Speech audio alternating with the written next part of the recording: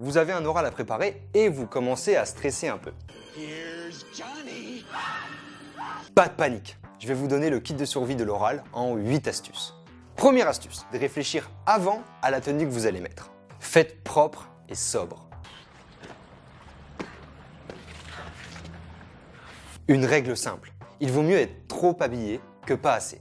Évitez les t-shirts floqués, les jeans troués, c'est pas très professionnel. Mais n'en faites pas trop non plus, c'est un oral, pas une soirée ou un mariage. La deuxième astuce, soignez le premier contact avec le jury.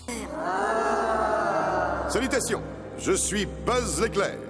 Vous dites bonjour, vous vous présentez, vous dites de quoi vous allez parler et vous souriez. Et si vous souhaitez vous asseoir, attendez qu'on vous le propose. La troisième astuce, c'est de comprendre que l'oral est un exercice de communication. On ne lit pas ses notes, c'est mort ça. On s'adresse aux membres du jury en les regardant tous à tour de rôle. Ne fixez pas toujours le même, vous allez l'hypnotiser. Et ça va vexer les autres. La quatrième astuce, c'est de penser à la communication non verbale ou langage corporel. Oui, je sais, c'est bizarre. Mais le non-verbal, c'est plus de la moitié de ce qu'on va retenir de votre intervention. Ça pique un peu, hein. Alors évitez de croiser les jambes et de cacher vos mains. Ça révélerait que vous êtes mal à l'aise. Ne croisez pas les bras non plus. Vous donneriez l'impression d'être renfermé. Ne croisez rien, sauf les doigts. La cinquième astuce maintenant, c'est si vous avez choisi d'accompagner votre oral d'un diaporama. Alors, utilisez-le uniquement pour le plan, les mots-clés ou encore des illustrations. Évitez de mettre trop de texte. C'est pas une anti-sèche pour vous,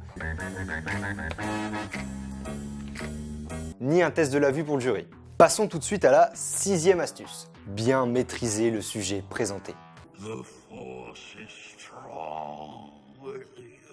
Bon, normalement, pour cet oral, vous avez révisé. Vous avez recherché les informations, vous les avez triées, mises en forme.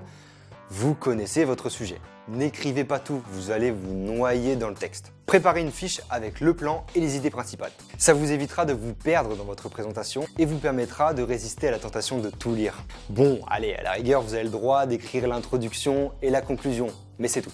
La septième astuce, c'est de s'exercer avant. Devant son chat, son miroir, peu importe, mais de s'entraîner. Les phrases dites et répétées à voix haute avant sortiront plus vite le jour J. Vous pouvez aussi vous filmer pour une petite auto-évaluation en toute objectivité. Vous verrez ainsi par vous-même si vous parlez assez fort, avec le bon ton, à la bonne vitesse, ou si vous avez des petits tics de langage, les A, E, alors, qui peuvent vite agacer.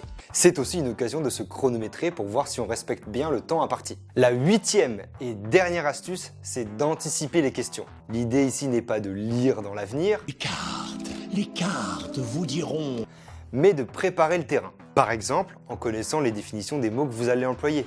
L'actualité en lien avec le sujet. Ne vous précipitez pas pour répondre. Prenez le temps de réfléchir avant. Et si vous ne savez pas, c'est mieux de le dire. Si votre présentation est intéressante et dynamique, alors ils passeront un bon moment. Et vous en seront reconnaissants. Et la reconnaissance, c'est des points.